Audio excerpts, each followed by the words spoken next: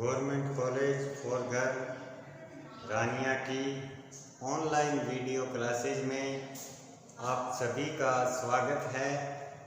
आज हम इकोनॉमिक्स का अगला टॉपिक करने जा रहे हैं। लास्ट टाइम हम स्टडी कर रहे थे केंजियन थ्योरी ऑफ एम्प्लॉयमेंट, केंज का रोजगार सिद्धांत। तो इसकी हमने इंट्रोडक्शन और एजम्पशन की थी, तो आज उससे आगे हम इसको स्टडी करेंगे। तो जैसा कि अपने पहले जो वीडियो लेसन थे उनमें मैंने बताया था कि विकसित पूंजीवादी अर्थव्यवस्थाओं में रोजगार तथा उत्पादन के निर्धारण के संबंध में दो थ्योरी प्रचलित हैं, दो सिद्धांत मुख्यतः प्रचलित हैं। पहला है क्लासिकल थ्योरी ऑफ एम्प्लॉयमेंट, रोजगार का परंपरावादी सिद्धांत, और दूसरा है केंजियन थ्योरी ऑफ एम्प्लॉयमेंट, केंज का रोजगार सिद्धांत। तो केंज का जो मुख्य कथन था रोजगार निर्धारण के बारे में या बेरोजगारी, रोजगार या अति रोजगार के बारे में, वो था कि विकसित पूंजीवादी अर्थव्यवस्थाओं में सामान्यतः संतुलन की स्थिति में बेरोजगारी पाई जाती है, यानी कि इन अर्थव्यवस्थाओं में फुल एम्प्लॉयमेंट नहीं पाया जाता, अनएम्प्लॉयमेंट पाया जाता है। और इसका केंज ने मुख्य कारण बताया था इस बेरोजगारी का कि प्रभावपूर्ण मांग में होने वाली कमी, इफेक्टिव डिमांड में होने वाली कमी। तो इस तरह से हमने इस सिद्धांत की इंट्रोडक्शन की थी। तो आज इसकी व्याख्या करेंगे। तो लॉर्ड केंज के जो रोजगार सिद्धांत के अनुसार पूंजीवादी अर्थव्यवस्थाओं में अल्पकाल में कुल उत्पादन अथवा जो राष्ट्रीय आय है वो रोजगार के स्तर पर निर्भर करती है। Y is a function of N। केंज के कथन के अनुसार पूंजीवादी अर्थव्यवस्थाओं में ये Y क्या है? कुल आय या नेशनल इनकम।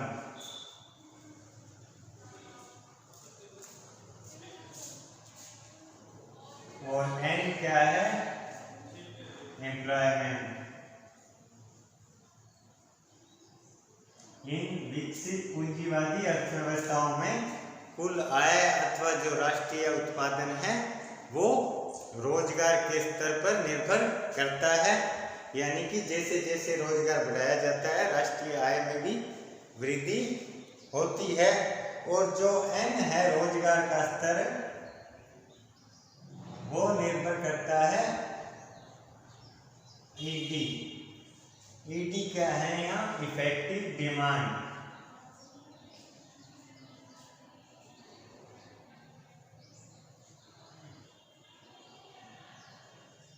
जो N है रोजगार का स्तर, वो प्रभावपूर्ण मांग पर निर्भर करता है।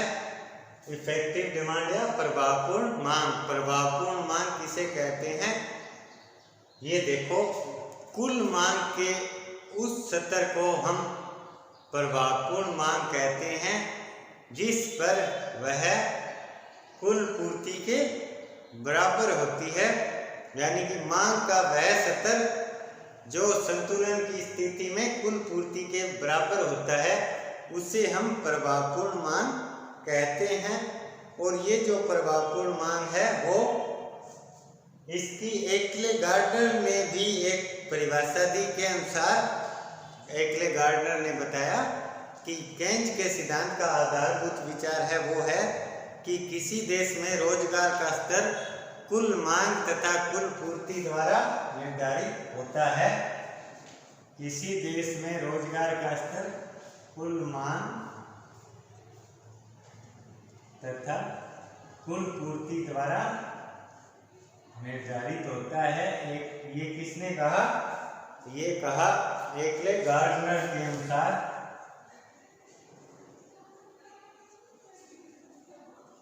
उसने केंज के सिद्धांत के बारे में ये बात कही। तो प्रभावपूर्ण मांग क्या है?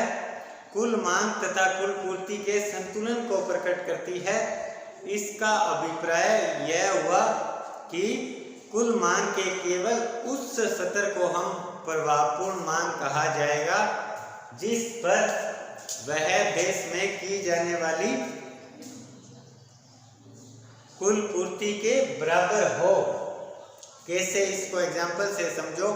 मान लीजिए, मान लो किसी अर्थव्यवस्था में 1 लाख लोगों को रोजगार पर लगाने के लिए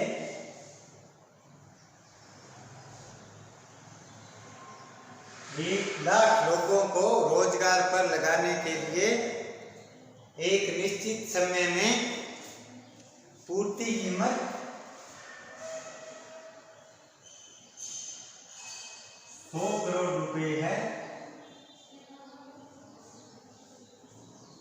100 करोड़ रुपए है। तो उस स्थिति में या समय की उसी अवधि में कुल मांग कीमत भी 100 करोड़ रुपए होनी चाहिए।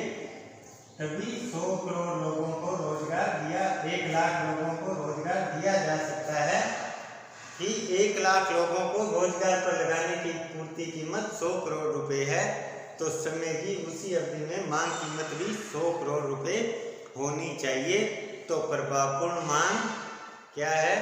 कुल मांग के उस स्तर को हम प्रभावपूर्ण मांग कहते हैं जिस पर वह कुल पूर्ति के बराबर होती है। तो ये जो इसकी व्याख्या है, ये एक डायग्राम से हम समझेंगे। केंज के रोजगार सिद्धांत की व्याख्या है, एक्सप्लेनेशन।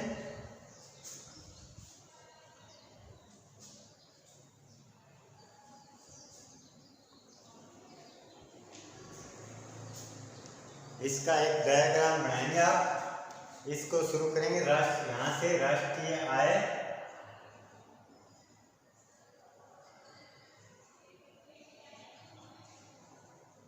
या रोजगार।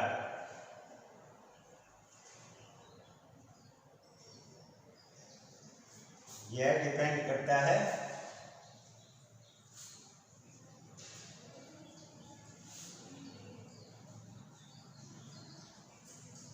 राष्ट्रीय आय या रोजगार, जैसा कि हमने पहले अभी अध्ययन किया था या पढ़ा था। ये डिपेंड करता है प्रभावपूर्ण मांग पर, इफेक्टिव डिमांड पर। प्रभावपूर्ण मांग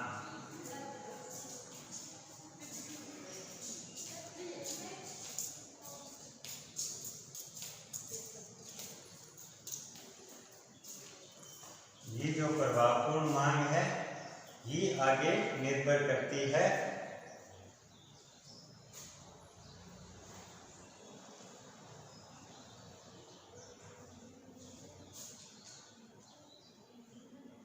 कुल मांग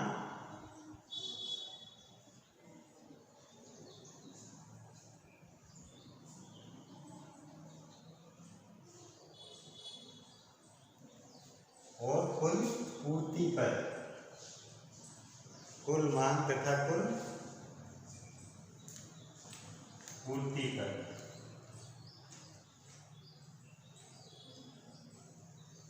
कुल पूर्ति निर्भर करती है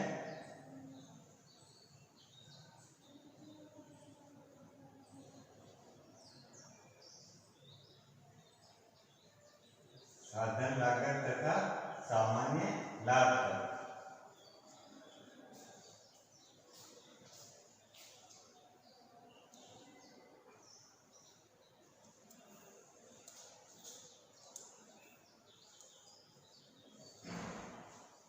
और कुल मांग का देखेंगे,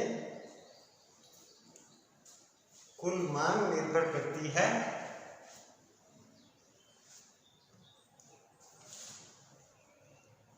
उपभोग और निवेश पर। कुल मांग 2 प्रकार की होती है, उपभोग वस्तुओं की मांग और निवेश या पूंजीगत वस्तुओं की मांग। उपभोग और निवेश पर।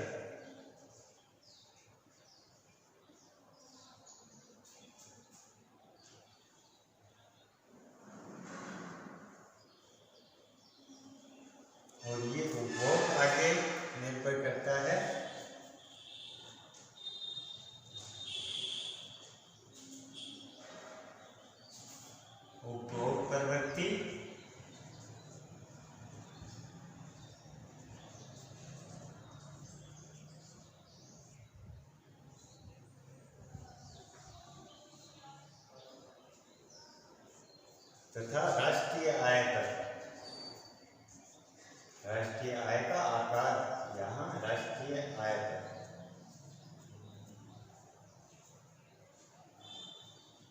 और निवेश आगे निर्भर करता है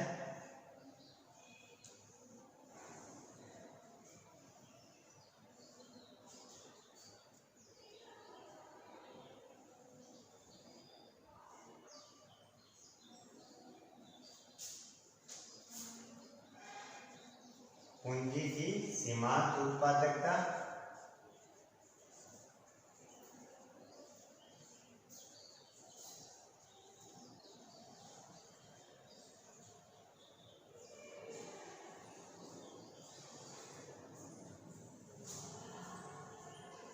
तथा ब्याज की दर पर।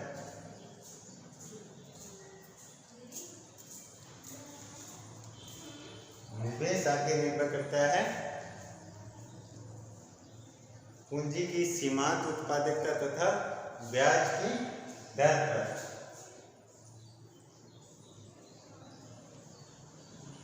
ब्याज की दर आगे डिपेंड करती है मुद्रा की पूर्ति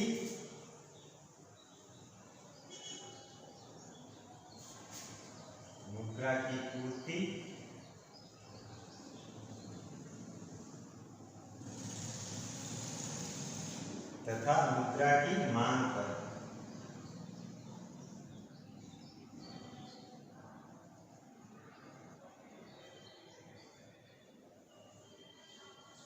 और मुद्रा की मांग आगे डिपेंड करती है,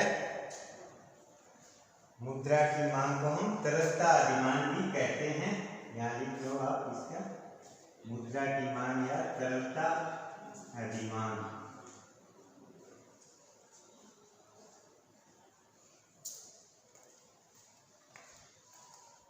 तरलता अधिमान तीन बातों पर निर्भर करता है। यहाँ लिखूंगा मैं, नीचे दिखाई नहीं देगा। तीन बातें: लेन देन उद्देश्य,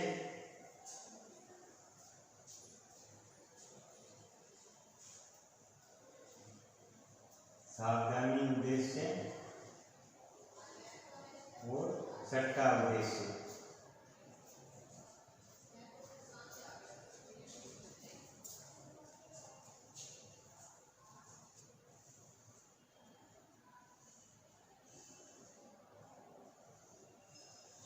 तो इस तरह से केन्ज का जो सिद्धांत है रोजगार का, वो इस डायग्राम पर निर्भर करता है।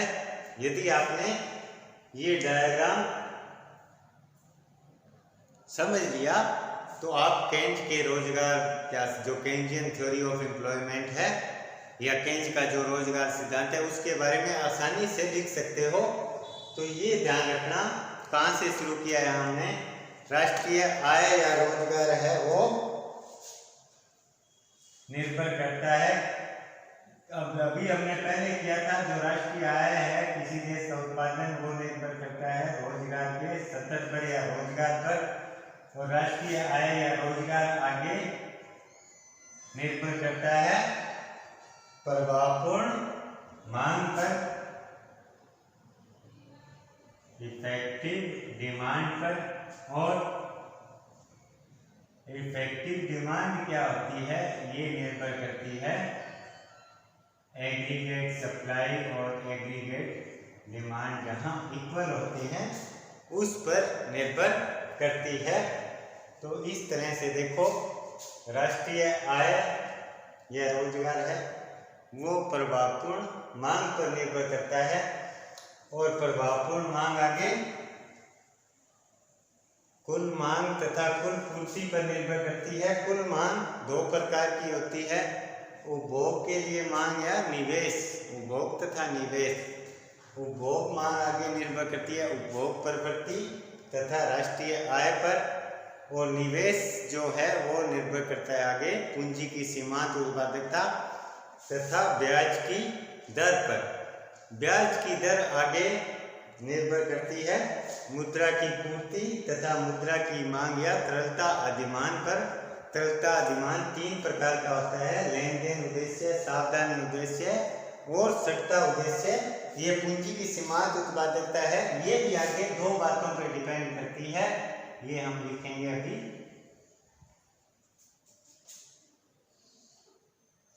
ये 2 बातें कौन कौन सी हैं? अनुमानित आय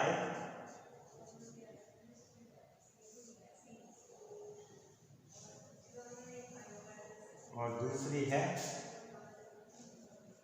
पूर्ति कीमत।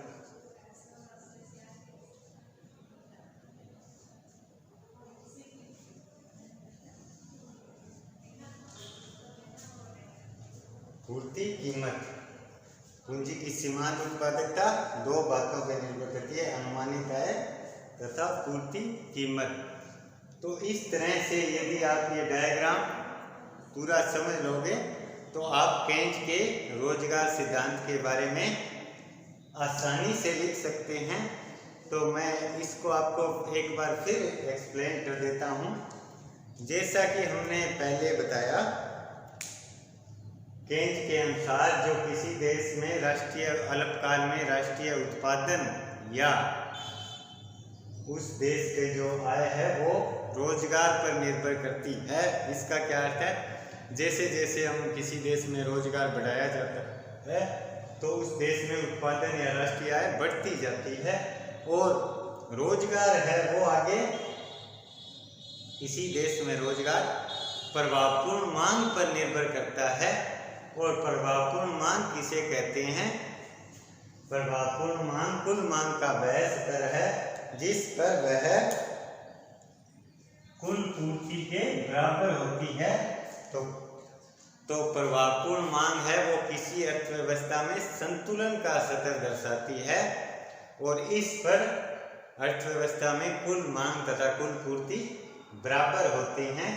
तो इस तरह से यदि किसी देश में हमने रोजगार की मात्रा को बढ़ाना है तो उसके लिए हमें सबसे पहले प्रभावपूर्ण मांग को बढ़ाना होगा। प्रभावपूर्ण मांग के बढ़ाने से रोजगार बढ़ेगा, रोजगार के बढ़ाने से राष्ट्रीय उत्पादन या राष्ट्रीय आय या उत्पादन में बढ़ोतरी होगी, और इस प्रकार रोजगार में और बढ़ोतरी होगी। तो ये किस तरह से हम बढ़ा सकते हैं प्रभावपूर्ण मांग को? प्रभावपूर्ण मांग निर्भर करती है कुल मांग तथा कुल पूर्ति पर। अब कुल मांग है वो 2 प्रकार या 2 तरह की होती है, उपभोग वस्तुओं की मांग और निवेश मांग। उपभोग निवेश मांग है वो उपभोग प्रवृत्ति तथा राष्ट्रीय आय पर निर्भर करती है, और निवेश के लिए मांग है वो पूंजी की सीमांत उत्पादकता तथा ब्याज की दर पर निर्भर करती है। यदि किसी समय पूंजी की सीमांत उत्पादकता ज़्यादा है ब्याज की दर से तो उस समय निवेश किया जाएगा, और यदि पूंजी की सीमांत उत्पादकता कम हो जाती है ब्याज की दर से तो उस समय निवेश नहीं किया जाएगा। तो इस तरह से निवेश 2 बातों पर निर्भर करता है, पूंजी की सीमांत उत्पादकता तथा ब्याज की दर पर। पूंजी की सीमांत उत्पादकता फिर आगे 2 बातों पर डिपेंड करती है, अनुमानित आय और पूर्ति कीमत पर, और ब्याज की दर है वो निर्भर करती है मुद्रा की पूर्ति तथा मुद्रा की मांग या तरलता अधिमान पर। और तरलता अधिमान आगे लेन देन उद्देश्य, सावधानी उद्देश्य तथा सट्टा उद्देश्य, इन तीनों बातों पर निर्भर करता है। और किसी अर्थव्यवस्था में जो कुल पूर्ति है वो साधन लागत तथा सामान्य लाभ पर निर्भर करती है, यानी कि जो साधन हम काम पर लगा रहे हैं उनको कितना भुगतान किया जा रहा है तथा उद्यमी का सामान्य लाभ कितना है। इन बातों पे किसी वस्तु की जो कुल पूर्ति है वो निर्भर करती है। तो इस तरह से हम केंज के रोजगार सिद्धांत का इस डायग्राम की सहायता से एक्सप्लेनेशन करेंगे। तो हम अपने अगले वीडियो लेक्चर में इस पूरे डायग्राम को 1 बाय 1 एक्सप्लेन करेंगे। Thank you.